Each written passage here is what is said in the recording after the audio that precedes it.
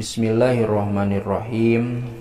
Ngalajengkeun hancadaresan kitab Durratun Nasihin halaman 145 kantun qauluhu hukiya anna Ilyas alaihi salam.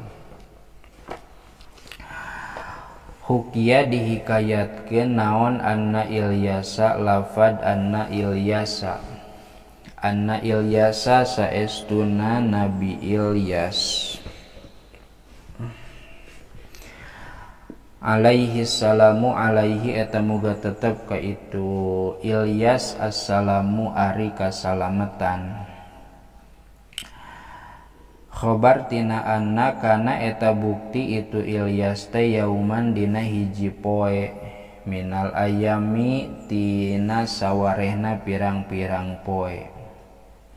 Pada suatu hari itu zaman ayeuna mah keur kumaha jalisan eta teh anu nuju calik nuju kitu pajaa teras datang saha malakul mauti malakal maut didatangan ku malaikat maut liak bido karena rek nyabut ruhahu kana ruhna itu Nabi Ilyas. Sabada kitu pajazia maka ngarasula itu Nabi Ilyas. Naon jazua teh bisi aya logat sejen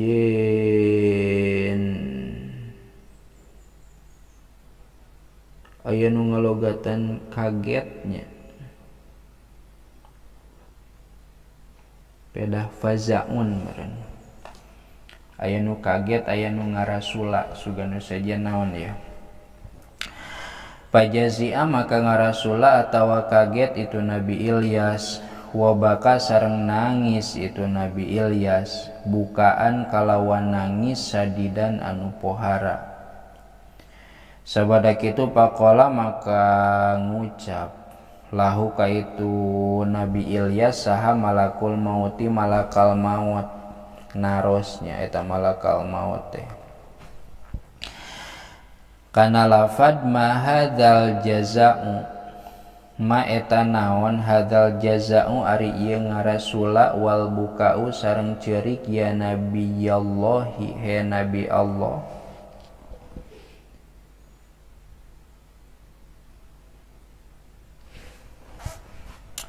Kunaon bet ngarasula jeung ceurik nabi Allah.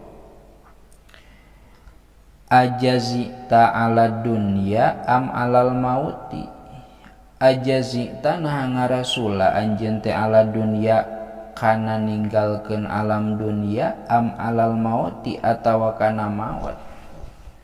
Saur malakal maut anjeun nangis teh pedah naon nah pedah rek ninggalkeun dunya atawa pedah maut. Faqala teras ngucap atawa ngadawuh atawa nembalannya itu Nabi Ilyas la kana lafad la henteu sanes kitu sanes pedah rek ninggalkeun alam dunia sanes pedah maut. Kunaon atuh bal inna ma ajza'u ala fawti dzikrillahi bal balikta innama ajza'u pastina ngarasula kuring teh ala fawti dzikrillahi kana pegatna zikir ka Allah haitsu yajtami'u sakira-kira karumpul saha kaumun kaum ba'di anu sabada kami yadhkuruna anu dalikir itu kaum Allah Ta'ala ka Allah Ta'ala wala adzkuru sareng henteu zikir kami huka itu Allah fa'auha teras ngawahyukeun saha Allah Ta'ala ila malakil mauti ka malakal maut alla yakbido kana yen henteu waka nyabut itu malakal maut ruhahu kana ruhna itu Nabi Ilyas.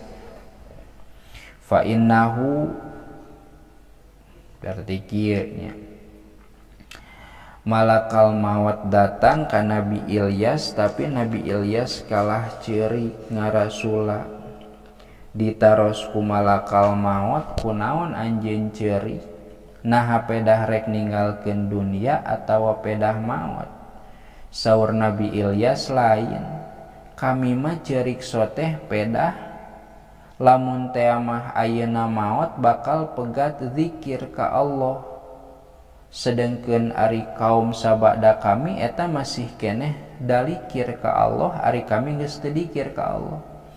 Sabada kitu fa'auhallahu ta'ala ila malakil mauti, Allah ngawahyuan Nabi Ilyas melalui malakal maut, Allah yakbidu ruhahu. Muncik bahasa orang mah ari kitu mah atulah waka dicabut ruhna Nabi Ilyas teh. Fa innahu da saestuna itu Nabi Ilyas teh yasalu eta nyuhunkeun itu Nabi Ilyas al hayata kana hirup li dzikri pikeun eling ka kami la li nafsihi lain karna nafsuna itu Nabi Ilyas.